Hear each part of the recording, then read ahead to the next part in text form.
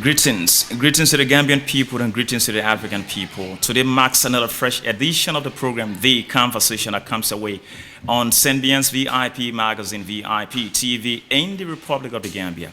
And for today's edition, I am in close conversation with a UTG presidential candidate in person of Kemo alongside his Secretary General, Mr. Thony F. Mendy. But before I proceed with this afternoon interview, I want to use that opportunity to greet those who support us from East Africa. That's Tanzania, Kenya, Rwanda, and other East African nations. I say jumbo jumbo, habari yako, kumfutanya yozangu. I say heshima kwa Africa, asante kwa masada. When you quit to see to those in the Freetown, Syria, that mean the Mendy speaking people that say buwa kauye na kaigo. And of course, to the Aku speaking people who say unakushe to those in Yoruba land in Western Nigeria, which comprises Ikiti State, Ondo State, Kwara State, we say to you, Baonisha, or to do Jumenta, Baolomo. To those in Eastern Nigeria, we say to you, one of the number Michukwa Biama, Amama Masi, Oshimidia Tata, Ekueme. To the Gambian people, to the Fulas who say Hidejan, Masudet, Nalaga, to the Mandinga, say Abeyandi, Sokonokolo, Lokobenyandi, Famuket. To those who are Wallabuse Nangadef, Naka Gonsi. This is a conversation that comes up with on Sambian's VIP magazine, VIP TV. Welcome to this platform, Jan. Thank you so much, Mr. As you rightly said, I am Kemo, the former Auditor General and of course the former President of the 13th and the 14th Executive Council of the Social Sciences and Humanity Student Association, currently in his position vying for position of presidency in the upcoming University of the Gambia Student Union elections under the placard of Team Solutions as the flag bearer. That's beautiful. Mr. Mendy, can we hear something from you? Yes, thank you for having me. Thony F. Mendy, a 30-year law student, Chair Clerk at the National Assembly of the Gambia, the Secretary General of the University of the Gambia Debate Association, and former teacher, government and history teacher. Thank you for having us. That's beautiful. You heard the voices of the two young men who have had a zest to winning the presidency of this noble institution. And they are in conversation with me here, Thony Mikel, how tasked with the responsibility of inspiring and motivating the current generation of young Africans in the actualization of their respective dreams and preaching the message of peace and national unity, as well as revitalizing the Africanization policy that speaks about good governance, social justice, democracy, human rights, and most importantly, the African unity. Why the Student Council leadership? Why do you think you are capable enough to win in these forthcoming elections? Well, thank you so much, Mr. Michael. I believe that was indeed a very beautiful question. Well, I will tell you that my experience in student leadership has always been a work in progress for me. Okay. I have been a student leader since my junior school. Grade 9, I contested for head boy. Okay. I won. Okay. Newsford Senior Secondary School too, where I became the first student in my school who have a seat in Newsford Senior Secondary School. Okay. I was part of one of the most vibrant club there called Government and History Club.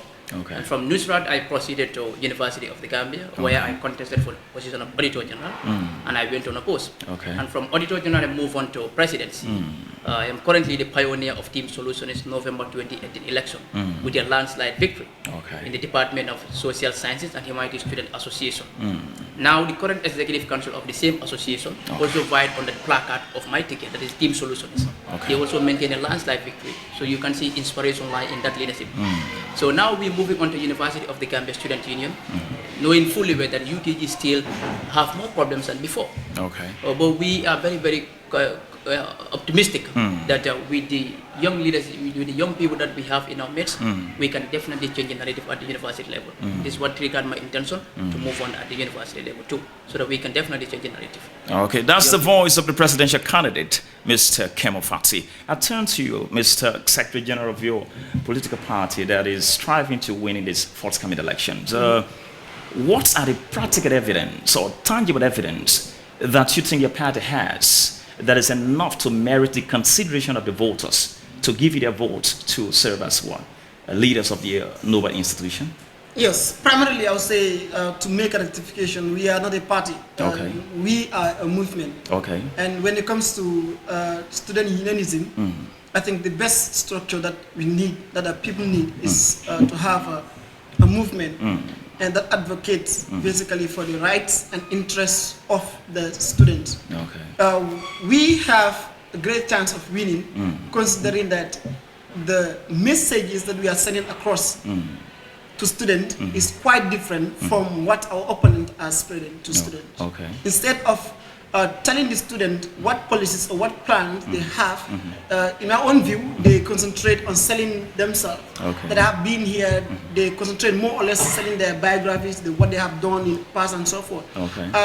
And that the students of the Gambia, University of the Gambia, have for a long time been frustrated hearing this, that people just come out from nowhere, sell them their beautiful biographies. At the end of the day, they don't really do the work that is expected of them. But to us, what we want to do is to reignite the spirit of unionism in the University of the Gambia. Okay. That over the years it's been dormant. The student union is more or less toothless. Right, they don't really have an impact when it comes to addressing the issues in the University of the Gambia. Okay. That is why our plight, our problem as university students is more or less persistent. And now we are telling the student, now is the time for us to change the narrative. Now is the time for us to make sure that we start the change that we want for the Gambia within the university first. Okay, that's a beautiful, that's the voice of Mr. Mendy, Toney F. I take it outside of the UTG and then carry it outside a little bit continentally. The late president of Tanzania and in person of Mwalimu Julius Kambarage Nyerere, before he died, this is a popular question that I pose to most of my interviews. Before he died, on his sick bed, he gave one of the shortest speeches. He told the people of Tanzania, he says, Jombo, Jombo, habari yako kumfuta nyayo zangu, kumfuta nyayo zangu. That is greetings to the people of Tanzania. Follow my footsteps. Follow my footsteps. And when he says follow my footsteps, he talks about the footsteps of the Tanzanialization policy, a policy that unites all Tanzania irrespective of height, color, financial, or social background. The Tanzanialization policy, the policy that is a result of all humanity. What practical evidence do you have as a political institution that you think would be put into place to unite the students of the UTG, not forgetting the teaching staff as well? Well, thank you so much for that beautiful question. If you talk about union, you're talking about unionism. Okay. Do we have unionism at our heart as young people of this country? Are we united as the university students? These are some of the questions that is expected of us when we talk about union. Yeah. This is why we say University of the Gambia Student Union. Okay. But of course, we must love ourselves. We must love what we do. And we must offer our support to the community. And to the Gambia at large. Okay. This is what is expected of us. Okay. So this is why I always tell students that my leadership should emerge, should serve as an IOC of justice and academic liberty. Okay. A student leadership that will be there to represent the interests of the students. A student leadership that will be there to represent the power of the students. Because we believe power doesn't belong to us as executive, but the power belongs to the students. And that power must be well represented. Their interests must be served. That way we'll be united. That way we can call ourselves union. Okay. Because we should have that social cohesion amongst ourselves as students. Okay. We should understand our problems. As one of our great philosophers will always say, that life is not the burden of any man or woman alone. Okay. But definitely some are called to meet a special set. Therefore, it is a duty that we all discharge with a dignity, determination, and distinction that are widely admired at any level. So this is what is expected of young people. Serving with dignity, with distinction. That's beautiful. People, yeah. Do you have any contribution towards that? Yeah, I think basically I think the students of the University of the Gambia are in any way divided. During political tension, sometimes it's understandable that there are a lot of rifts here and there. But even from the message that we have sent already, you will realize that we have told them that it's not about us, the executive. It's a union that it will be run by the views of the students. So the union will represent the entire interest of the student. There will be no discrimination as to the manner in which the union will be run, because over the years some schools are prioritized against over the others, and we want to bridge that gap. And that's why part of some of our policies is to make sure that we establish what they call the president due, whereby all student leaders across all faculties are going to be part of this institution, whereby they're going to make decisions together with the executive, and such will make students feel represented. And when it happens, therefore, the voices and the wishes of the students are going to be represented, and that will generally serve as a means of uniting all the students of the University of the Gambia. That we can definitely do. But to just answer the question in short time, I don't think the University of the Gambia students are actually in a way divided. Okay, that's a beautiful. Now, you hear the voices of two young people who are vying for one of the key seats in the Student Council leadership. And I say this to you, in 1944, in Liberia, Africa's oldest republic, where I come from, the independence orator that day in 1944, Professor Dawuletua, he says, no nation has been able to establish and maintain a strong government in the absence of what? Educated citizenry. To what extent does this statement resonate with you? Well, thank you so much again for that beautiful question. And then that reminds me of the during the independent era and of course colonialism, because we've seen centuries ago nations have moved from colonialism to independence, and now many nations have took a new paradigm shift from independence to networking, so connection. This shows that no nation can stand alone, and this cannot be done without education. There is this quotation that one of my professors will always say, that if our education cannot help us solve our problems, then that education is meaningless, unless and only it can help to solve our own problems and the problem of people in the society. This is the most important thing of education. Children are sent to school to learn and understand societies, to learn and understand issues that are working in society, and of course to be able to articulate and understand the problems that are in the society and provide solutions to those problems. This is one of the most quality thing about education and the most important thing about education. And I believe this is why we are sent to school, to know the problems, to provide solutions to them, and to solve the problems of the people within the community. Mr. Mendy, thank you very much for that very beautiful response. We've seen politicians at the top level ahead of elections, during campaign period, they come with nice flowery words to influence the voters, the electorate. At the end of the day, once they will have assumed the mantle of authority, they throw all of those promises aside. Now, coming back to your political movement, so to speak, calling yourself a solutionist, where does the confidence of the electorate lie in your movement? The confidence of the electorate, I will not say so lie on our movement, so lie on the students themselves. That's why we told them throughout the campaign is that they should understand this fact that they owe the power, that they should decide and not us. So the power will still lie on them. And they should have the confidence on themselves that whatever they demand, we should be able to actually represent them to the extent that they expect us to represent them. So us, it's not about us. With our movement, it's not about us. It's about representing the student in the manner and at any time that they demand us to represent. But to a little bit touch on the question that you're asking, because I'm equally a Pan-African, and this is a Pan-African platform, and I think it's relevant that we examine what we call the African education system and so forth. And in fact, particularly the Gambia, we are a 54, quote-unquote, a 54-old nation. And if you examine the problems we're encountering right now, has our education system in any way contributed in solving them, or this problem are just here and the education system is able to solve them? What type of education system do we have? Do we inherit a system that has been designed by others to keep the status quo, or are we ready to revive it to make sure that it suits our agenda of Pan-African agenda or an agenda that addresses the problem of Africa? This is also one thing that the University of the Gambia Students Union and the students in general should contribute into making happen. You understand that throughout African universities there are always movements there.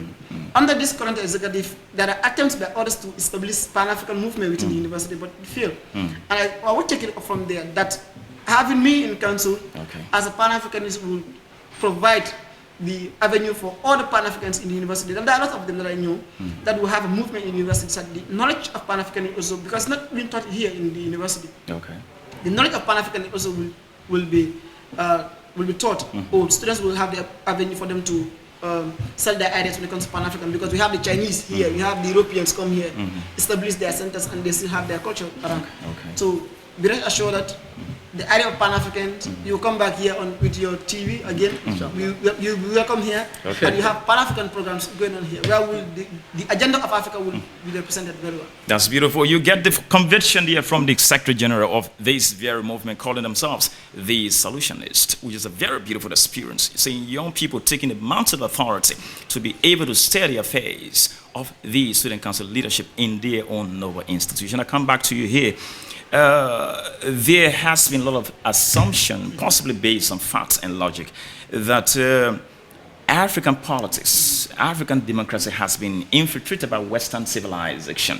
What are practical or overwhelming factors do you think are responsible for Western infiltration in African democracy? Okay, well, thank you so much for that beautiful question. Well, if you look at the political dynamic of Africa itself, you will definitely understand that we are not exposed to our own system. We've tried to adopt the Western system and our own culture. We are deviating our own culture totally. So I think if we want a new dawn of leadership in Africa, we have to love our culture. We have to understand our society. We don't have to prioritize the Western culture. It is when you know your own problems, you can be able to solve your own problems. So long-term leadership also have affected Africa. Okay. We see African leaders serving for more than 20 years. And dictatorship also have take a deeper root in African politics. We don't want to give chance to young people. We don't want to give chance to people who are more competent. Partisanship also have taken root. So I think it is until and unless we give chance to young people who can steer the affairs of Africa, we will not be definitely, we will still be assembled as a continent, of course, as countries. Mr. Fati, not to cut you, you say giving chance to young people, or I don't know to what extent does this actually work, because we have the Fore Iyadiman of Togo, which is a young man, but you see women run in the streets, stark naked and cry that we don't need you in the presidency. You have Ambassador George Opomane, we are the only African to have won the world best, who is now the current president of the Republic of Liberia, the oldest independent nation on the continent. And you see how the unstabilized the economy has been since his ascendancy to the presidency. To what extent can you say that young people must take the mantle of authority to lead their respective nations? When I said nations? young people must take the mantle of leadership now, what I mean here is it has to go with competence. Okay. We cannot vote in people who are not competent. Okay. And we've seen now Africa has now taken a new paradigm shift. Okay. Everybody is now aiming at attending university education. And that is definitely changing the narratives in the African system. Okay. You look at Gambia, for instance, today you go to National Assembly, you see so many students, you see so many young people below 25 who are currently serving in the National Assembly. Okay. And they can debate rigorously well on issues that are going on. They are aware on issues that are going on. Okay. So good leadership also has to go with competence. Okay. You cannot be a good leader if you're not competent. And you must go through rigorous process. You know, in order to become a very good leader. Okay. Some people will say leaders are born. But for me, I have never seen any unborn leader. Okay. Leaders are born. But some leaders also are made. Okay. You have to attend rigorous training to become a good leader. Okay. To develop the expertise. To develop expertise. Okay. And then I think the administration of Barack Obama has contributed a lot in the young leadership of Africa, in young people. Okay. We always have in what respect? Yeah, we always have the Yali Fellowship, Young African Leadership Initiative. It is definitely helping so many people. Okay. There are so many students in this university who have attended that program, and now they are doing extremely well at both communal and national level. And this is definitely commendable. So I think if initiative like such is promoted in most of the continents in Africa, in most of the countries in Africa, we will have a very good emerging leaders that will steer the affairs of the country. That's beautiful, Mr. Mendy. I'll come back to you here with the same question. What are the factors responsible for Western infiltration in African democracy? Why do you think you find it very easier to bump into our system and influence and manipulate us to their own advantage? Before answering that, let me just disagree with Mr. President that the Yali Fellow Barack Obama contributing towards African building up leaders in Africa is one factor, in fact, that through which the Western countries infiltrate African leadership. Because for me, they more or less groom these people as little Frenchmen who come back better and behave like white, or like our colonial masters used to behave with us. The thoughts that they inculcate in the minds of these Yali fellows are purely Western culture, Western ideologies, Western pattern, or so to speak. So forth, and nothing that has to do with the realities of African politics and the ground on Africa. So the like of Barack Obama, no Western country, let me just be specific, likes the progress of Africa. And all these aid, all these international movements and so forth that have the pretext of helping Africa are actually doing so for their own interests. What do we do to change such negative narrative? Well, we should, by first tackling our education system, build up education system that addressed our problem. And you may note from the much inconsistent character of the Europeans. Anytime they want anything from Africa, they push it so hard that they use us, the people, to do away with our leaders, some of our very genuine leaders. In the 60s, democracy to the Europeans towards Africa was multi-party. That was the only definition of democracy. That you have to have multi-parties to be democratic. The lack of Nkrumah in the latter days were totally called or labeled as dictators and so forth. We all have to do flush them away. Gaddafi survived the same fate. Thomas Sankara the same fate. Lumumba the same fate. And right now, the much talk about individual here is Paul Kagame. Now they want to do away with him because his ideology, his strength of leadership doesn't resonate with the West. This is biological weapon they use, whether we accept or not, this is a reality. Fourth, let me say, our economy. They still divide us as nations, and we are not still cognizant of the fact that we need to be united in order to strengthen our economy as an African, and that the West depend on us, and not we are not the one who depend on them. So these are all factors that we need to understand for us to really push up the Pan-African agenda, have a united Africa that can address the problem of Africans. No political understanding. That's a very beautiful point. No wonder St. Thomas Aquinas in philosophy says that the height of a man is not from the head to the toe, but from the neck to the head, which means your intelligent quotient determines how tall you are, how short you are. You're listening to two young people with very huge heads on their shoulders in terms of reasoning. I come to you here, that puts it very funnily. Considering the Gambia, Guinea-Conakry, or Guinea-Bissau, Liberia, Freetown, Sierra Leone, and Senegal, if the leaders of these countries were like students in a particular classroom, which of these leaders do you think should serve as the valedictorian in that very school, and which one should come last? Well, if I will definitely choose, it might probably be very difficult for me because I cannot say they're all competent. We talk about in terms of results in now. Terms of results. I think one can give credit to Senegal. Senegal's Macky Sall. Why Macky Sall? Yeah, Macky Sall is such a visionary leader. He has the expertise, knowledge, and he's been working with administrators. And he's been working with Abdoulaye Wade when he was serving as a ministerial post, in one of the ministerial posts. So I think that gave him an edge over his colleagues right now in Africa. Particularly within sub-Saharan African region. I specify that between the certain leaders that's around here, not the entire continent. We'll talk about Senegal, we'll talk about the Gambia, Liberia, Guinea-Conakry, Guinea-Bissau. These leaders, which one should be the valedictorian in terms of performance? Yeah, if you look at the progress Macky has made in just within 7 years, you cannot compare to Gambia or Guinea-Bissau or to some other countries.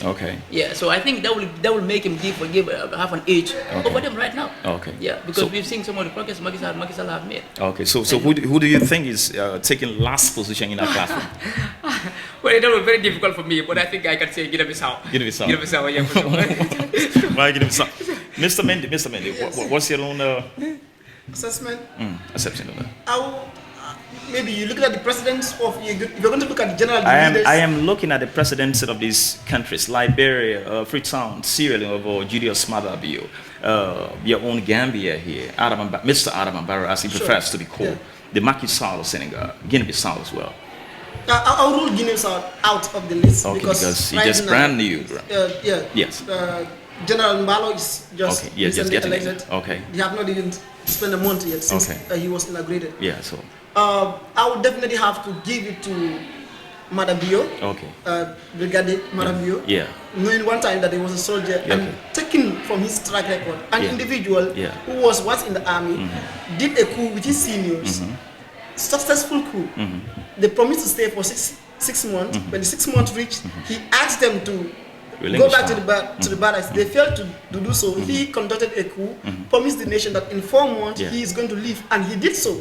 In 4 months he left, went back to do his studies. Back from his studies, now he came back and win again the trust of the people. And actually the progress and the stability of Sierra Leone compared to how it was and right now under Madabio, I will actually give it to him.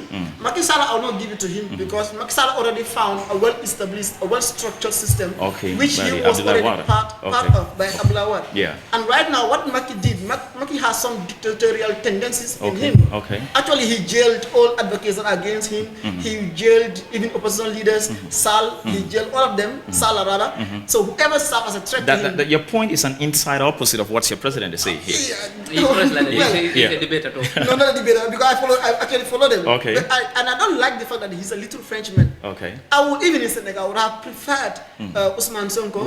Why should you want to be described as a little Frenchman? Do you think he dances to the tune of the French government? He did, and we should also have some historical perspective about Senegal and the French. Okay. That Senegal was the administrative seat or capital of foreign France during the colonial era, and that tide is still there. Senegal still have its reserve treasures in France. France still dictates even the political landscape in Senegal. That's why Ousmane Sonko is still a threat to the French, because he is coming with a radical pan-African ideology that doesn't resonate with them. And Macky is prepared to serve the interests of the French people by jailing, by putting Sonko into prison. So don't be surprised by before his terms and he puts Sonko in prison. So I don't buy Macky's style of leadership, and I'm not into him at all. Okay, that's a very beautiful one from Mr. Mendy and Kemo here on the conversation that comes with on Senbian's VIP magazine, VIP TV. I put this to you right now. You are given an opportunity to give just 2 sentences in terms of expertise to Adama Barrow, and second, 1 sentence for Adama Barrow in terms of leadership, and 1 for the rest of the leaders on the continent of Africa. What would you say to Adama Barrow? For Adama Barrow, I think just 1 sentence. Understanding matters a lot in leadership. This is why initially I said leaders need to go on the rigorous process for them to understand administrative skills. Barrow has brought a very beautiful idea called the National Development Plan, but it has failed woefully. The promises that they've made to us 3 years back have not been achieved. The president in his own voice will say, I will resign after 3 years. And that has created serious brouhaha and political mayhem in the university, in the Gambia. Which 1 sentence do you have for Adama Barrow? I think Barrow needs to work on this development agendas very, very well in order to win the trust and confidence of the people again in 2021. To the rest of the African leaders, what do you say to them in 1 sentence? To the rest of the African leaders, I would say we definitely need to understand our own environment. We definitely need to love our culture. And of course, we definitely have gifts. We should definitely give chance to others to lead. Because as one of my great leaders will always say, that Barack Obama said, African leaders always said, I am the best leader. When he said, if you refer to yourself as a best leader, then you are already failed to groom and mold the people who should replace you. And this is what the African leaders always say. That's beautiful. What do you have to say? 1 sentence to President Adama Barrow right now. Mr. President, you need improvement, I would say that. To the rest of the African leaders? You are not leaders. They are not leaders. So I will just tell them, you are not leaders. To cut it short, they are not leaders. They are not leaders. Except few. Paul Magufuli will inspire me in a little bit. John Pombe Magufuli of Tanzania. Tanzania, we have a little bit. I actually see leaders outside presidency in Africa. That's my own perception. I don't see leaders currently, like those presidents. That's why when you say leaders, I was asking whether you're referring to presidents. Because I would have taken even Bobi Wine of Uganda to be my leader. I would have taken Julius Malema to be a leader. I would have taken Sonko here to be a leader. Then Madabio or Adabaro and Shefford. So for me, they are not leaders, really. The leaders are outside the box. Well, that's the voice of Mr. Mendy. He says that Africans have not had a leader at all. They should not call themselves leaders. I don't know if they should be called misleaders, in fact. Don't answer that. That's the voice of our presidential candidate here too, Mr. Fati. It's been a very beautiful experience here on Senbian's VIP magazine, VIP TV, in the Republic of the Gambia. This is Thony Mikel. Howard, what do you have to say to the electorates for the forthcoming election in very few words? Yes, thank you so much for that beautiful question. And of course, I want to thank our strong supporters and of course all my running mates in the team solutions. And of course, I thank the authority of the University of the Gambia, of course the student leadership, the current leadership of the UTG, under Mr. Ibrahim El-Damfa, the 18th Executive Council. Okay. Well, I believe the policy or the politics of lip service has now ended in the UTG. Last year we've witnessed a situation where 80% of University of the Gambia students have given their loyalty and vote to a particular camp, that is Team Alliance. Okay. This year I emerged with the team called Team Solution, okay, with a very, very competent men and women okay, who are believed to understand the problems of the University of the Gambia, okay, and of course can salvage the student leadership of UTG. Okay. So we've been going from class to class, and they definitely we've been receiving so many positive feedback from students, okay, that they love our idea, they love our policies, and they believe in us that if we are put in office, we would definitely serve the purpose. Okay. This is the agenda that my team stand on, okay, and inshallah we will change the student leadership of the University of the Gambia. We will be there to represent the students, and we will definitely represent their power as well. One final question for both of you, and before I take leave of you. We had great African leaders that fought for the liberation of this continent. The likes of Amilcar Cabral of Guinea-Bissau, the William Vakana Shabra Tubman of Liberia, the Mwalimu Julius Kambarage Nyerere, of course, the Nelson Mandela, and the Osagyefo Dr. Kwame Nkrumah of Ghana, the Dr. Nnamdi Azikiwe of Nigeria. These people fought, the late Sir Dawda Kairaba-Jawara, these people fought for the liberation of this continent. In 1963, they all sat in Addis Ababa, Ethiopia, and spoke about the need for African unity. Too many years after that, do you think and you want to believe that these people are crying in the graves, that the current generation of young Africans have done nothing to be able to catalyze that very dream? Or do you think they should smile in their graves that we've done our level best to catalyze that peaceful coexistence that they thought of or they philosophized years back? Sir Dawda was shocked and very, very appalled and sad with the current leadership of the Gambia before he died. Okay. Because he believed that Gambia doesn't deserve such a leader. Gambia must not live in a dictatorial region. From 1986 towards 1992, Gambia was one of the we had one of the highest GDP growth in Southern Africa. Okay. 84% of our growth were all from the Gambia. Okay.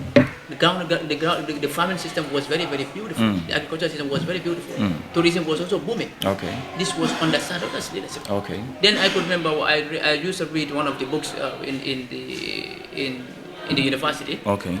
Kwame Nkrumah used to refer to him as the British boy, because they believe he is very, very close to the British, and then to the point that way they think anything that they tell him, he always accepts. Okay. But we also saw we've also witnessed that most of our Gambians, attended training in most of the British universities. From 1986 towards 1992, we received students from Liberia, Guinea-Bissau, Senegal, to come and learn administrative skills in Gambia. Okay. This is because we used to have an expertise who understand administration, they understand governance, stuff like that. Okay. So these were all under Sir Dawda's regime.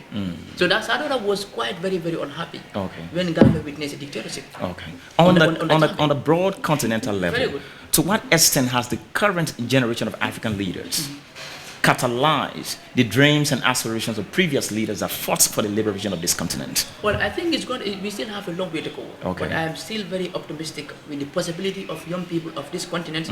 We can definitely change the narrative. Mr. Mendy, do you strongly believe that the current generation of African leaders have fought harder to have catalyzed the dreams and aspirations of our previous leaders who fought for the liberation of this continent? Do you think we tried? We have not tried. That's why even Cabral will say Kwame Nkrumah died through cancer of betrayal. So it's not about him now turning in his grave. He have already cried when he was alive. Okay. And he took that pain with him to the grave. It's evident that Nelson Mandela was disappointed with the type of leadership that was going on with Zuma. Before he even dies.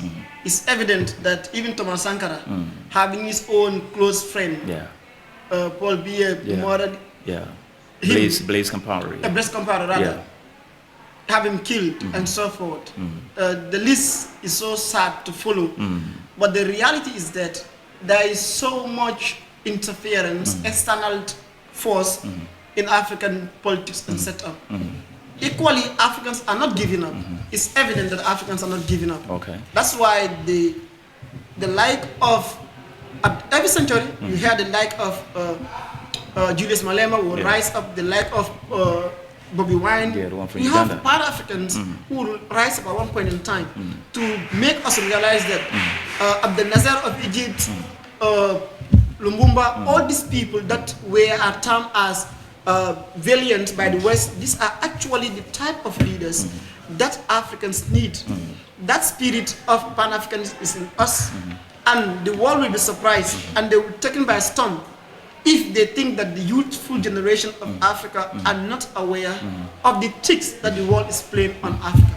We are disappointed with the current leadership because they are not sanctifying the agenda of the founding fathers of this continent. We are disappointed with this current leadership. But one thing I can promise you is that this generation of African youth will actually do a different thing. I can promise from on my own behalf, I'll promise that. I love the confidence in your tune. That's a very beautiful one, Mr. Presidential Candidate. What are your plans for the students of this institution after you will have won the elections? Well, thank you so much for that beautiful question once again. Well, we've already made a consultation. I could remember I visited so many deans and students regarding their problems in various faculties. Like I said, my experience in student leadership has always been a work in progress for me. Now, top in my agenda, we are providing financial loan for the first time in the history of UTG. There is an entrance clause in the University of the Gambia Student Union Constitution, which states that the union should expand support and provide humanitarian assistance to needy students.